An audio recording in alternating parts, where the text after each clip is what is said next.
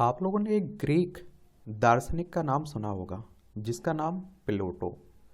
तो प्लेटो की नज़र में किसी समाज की सफलता का राज क्या है, इस पर हम लोग बात करते हैं आज। इनकी एक छवि आप लोग अपनी स्क्रीन पर भी देख रहे होंगे। देखिए, प्लेटोनिक समाज में हर एक की भूमिका होती है और गुलामों से लेकर आज़ाद लोगों तक, लेकिन समाज के चलने के लिए इसके ढांचे में वर्गीकरण होना चाहिए और हर चीज़ के ऊपर एक नेता होगा। क्या होगा? नेता होगा। और आप देखेंगे प्लेटो 418 ईसा पूर्व से 347 ईसा पूर्व ग्रीक दार्शनिक और पश्चिमी दर्शन में सबसे रचनात्मक और प्रभावी विचारकों में से एक थे। उन्हें उनके राजनीतिक और नैतिक लेखों और लोकतांत्रिक संस्थानों के कट्टर आलोचक के तौर पर जाना जाता है। और आप देखिए, प्लेटो के मुताबिक आदर्श राज्य 3 वर्गों से मिलकर बना होता है। आर्थिक ढांचा व्यापारी वर्ग पर निर्भर करता है और सुरक्षा सैनिकों के कंधों पर होती है, और राजनीतिक नेतृत्व दार्शनिक राजाओं को ग्रहण करना चाहिए। राजा ही बाकी लोगों के दिमागों को इतना तैयार करता है कि बाकी दूसरे वर्ग के लोग विचारों को समझने में सक्षम होते हैं और इसलिए जनता से उलट समझदारी भरा निर्णय लेते हैं। और आप देखेंगे, नॉर्थ वेस्टर्न यूनिवर्सिटी में क्लासिकल थॉट्स की प्रोफेसर सारा मोनोसोन के अनुसार प्लेटो के विचार से उनके तार्किक क्षमता होती है और उनके पास दुनिया में घटित होने वाली मुश्किल चीज़ों से निपटने का बहुत सारा अनुभव, ट्रेनिंग होती है। ये राजनीतिक सत्ता के सबसे मूल्यवान लोग हैं। और आप देखिए, प्लेटो के नज़रिए से दार्शनिक क्या, इसमें आप देखिए प्लेटो के नज़रिए से दार्शनिक राजा अपने लिए सत्ता नहीं चाहता। ऐसे लोग ईमानदार और गंभीर होते हैं और इसलिए वे भ्रष्टाचार से आकर्षित नहीं होते हैं और सबसे भरोसेमंद सत्ता प्रतिष्ठान बन जाते हैं। एथेंस को ही ले लीजिए, ये डेमोक्रेसी लोकतंत्र का उद्गम डेमोस लोग क्रेटिन शासन निर्विवाद नहीं था। लेकिन आप देखिए, मोनोसोन का कहना है कि प्लेटो खासकर सूचना विहीन जनता के खतरे को लेकर चिंतित थे। और आप देखिए, वो कहती हैं प्लेटो के लिए बिना दार्शनिक शिक्षा के नागरिकों के इस्तेमाल किए जाने और चालाक नेता द्वारा बहकाए जाने का खतरा होता है। और आप देखेंगे, ये खतरा इतना बड़ा होता है कि प्लेटो ने सोचा कि जनता से ही तानाशाह उभरते हैं और वो ऐसा व्यक्ति होता है जो बाकी लोगों को भरोसा दिलाता है कि वही सारी समस्याओं का हल है। लेकिन इससे भी आगे जब वो सत्ता में जम जाता है तो खुद अत्याचारी बन जाता है। और इस तरह के कई शासक आपने देखे भी होंगे, कई नेता देखे होंगे। फिर आप देखिए, मोनोसोन कहती हैं कि इस संदर्भ में प्लेटो लोकतंत्र के आलोचक हो गए क्योंकि उन्होंने सोचा कि यह एक ऐसा सिस्टम है जो लोगों की सुरक्षा नहीं कर सकता है। और आप देखेंगे, नावारा यूनिवर्सिटी में दर्शन विभाग के प्रोफेसर मैक्वेल प्रोफेसर सोलांस बिलास्को का कहना है कि इसलिए प्लेटो के अनुसार इन खतरों से बचने और एक शांतिप्रिय समाज बनाने के लिए 2 चीज़ें जरूरी हैं। पहला, अच्छी शिक्षा और दूसरा, अच्छा शासन। और अभी भी आप देखते हैं इसका महत्व है। शिक्षा कैसी होनी चाहिए, सबसे पहले बात यही आती है। तो प्लेटो के अनुसार किसी व्यक्ति की सामाजिक हैसियत शिक्षा से तय होती है, जो बचपन से शुरू होती है और तब तक चलती रहती है जब तक कि व्यक्ति अपनी रुचियों और क्षमताओं के अनुरूप उच्च डिग्री या फिर शिक्षा ग्रहण नहीं कर लेता। और जिन्होंने पूरी शिक्षा ग्रहण की है वे हैं पद सोपान के शीर्ष पर पहुंचते हैं। और प्लेटो के मुताबिक समाज को यही चाहिए भी। क्या? यही चाहिए भी। और प्रोफेसर आप देखते हैं कि सोलांस कहते हैं, मैं मानता हूं कि अच्छी शिक्षा से उनका मतलब एक मानवीय शिक्षा यानी छात्रों और बहुत कम उम्र में ही नागरिकों में सोचने की क्षमता को बढ़ावा देना चाहते हैं और शिक्षा को किसी साधन के रूप में नहीं बल्कि ज्ञान के संदर्भ में देखना चाहते हैं। ज्ञान का एक सामाजिक मूल्य होता है जो कि आलोचनात्मक क्षमता पर आधारित होता है। और आप देखिए, वो कहते हैं प्लेटो के विचार से संवेदनशीलता विकसित करना बहुत अहम है।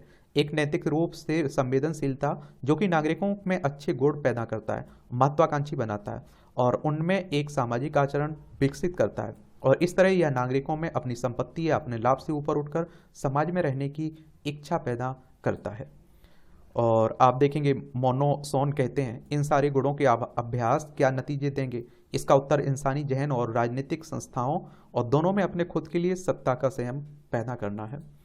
और अधिकांश दार्शनिकों का काम अधिकांश दार्शनिकों का काम उच्च और एकीकृत इच्छाओं को विकसित करने की जरूरत के इर्द गिर्द होता है, जो लोगों को दूसरों के साथ सह अस्तित्व और इंसाफ की साझा खोज करने की काबिल बनाता है। इन सभी को हासिल करने के लिए प्लेटो असली जिंदगी में इसे करने के तरीके सुझाते हैं। इनमें से एक है बुजुर्ग लोगों के साथ रहना और अधिक परिपक्व लोगों का सम्मान करना। और प्लेटो ऐसे व्यवहारिक शिक्षा के बारे में भी बात करते हैं जो कला, संगीत और नृत्य को निखारे, और इस तरह के विषयों का पुरातन ग्रीस में बहुत महत्व होता है। 387 ईसा पूर्व प्लेटो ने एथेंस में एक अकेडमी की स्थापना की, जिसे पहली यूरोपीय यूनिवर्सिटी भी माना जाता है इसमें। और इसका पाठ्यक्रम बहुत विस्तृत था और जिसमें खगोल शास्त्र, जीव विज्ञान, गणित, राजनीतिक सिद्धांत, दर्शन शामिल था। अरस्तु उनके सबसे प्रतिभावान छात्र थे। असम में आप देखिए प्लेटो की दार्शनिक शिक्षा प्रणाली सबसे पहले और सबसे महत्वपूर्ण दार्शनिक राजा तैयार करने के लिए बनाई गई थी। अब बात आती है कि शासक कैसा होना चाहिए। शिक्षा की बात हो गई, शासक। तो सफल समाज के लिए दूसरी सबसे अहम चीज है अच्छे शासक की, यानी कि आप अच्छे नेता की बात कह सकते हैं, नेता के रूप में। इस बार प्लेटो ने अपनी प्रसिद्ध किताब रिपब्लिक में चर्चा की है। और प्रोफेसर आप देखिए सोलांस कहते हैं कि सफल होने के लिए समाज में अच्छे नेता होने चाहिए जो विचार विमर्श करने, सामान्य भलाई चाहने, एकीकृत परियोजनाओं की तलाश करने और समाज में उठते मतभेदों से निपटने में सक्षम हुए नेता।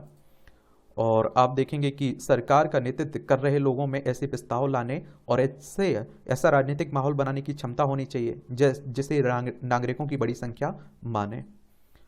और प्लेटो बहुत ही आप देखिए मूल्यवान राजनीतिक आदर्शों की बात करते हैं जिनका संबंध फसी संवाद की क्षमता और शासकों के नैतिक गुणों से है।